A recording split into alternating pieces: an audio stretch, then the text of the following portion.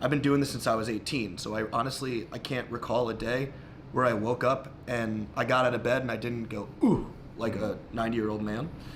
But you don't really realize you're living with the pain until somebody's working you over, and then you realize it shouldn't be as painful while it's happening. You know what I mean? Mm-hmm.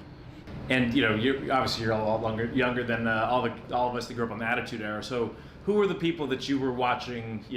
Are you tuning in for the most, or more excited about being on TV? People always feel old when I say this, but the guy that was world champion when I first started watching was Brock. I remember watching Brock versus Rock, right? And being like, that guy just beat The Rock. I was just so confused. I was like, who's this gigantic animal of a man?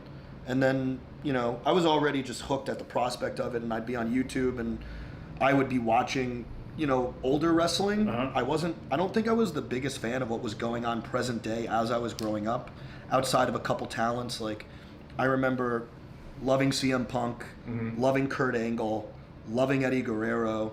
There was like specific guys that I really gravitated towards, but for the most part, I always found myself watching like old 80s wrestling on YouTube. Okay. Because there's something about it that just felt much more visceral, and I related to it more. Like, I remember being little just watching Piper, watching Mid-South Wrestling and Crockett, World Class, which is why it was so crazy when I got the call for Iron Claw, just because, like, I know so much about the Von Erichs already. We didn't know he's going Hollywood.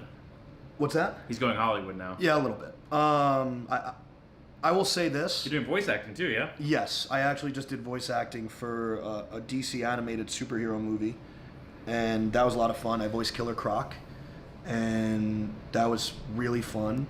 And I just did a comedy indie flick called Floaters.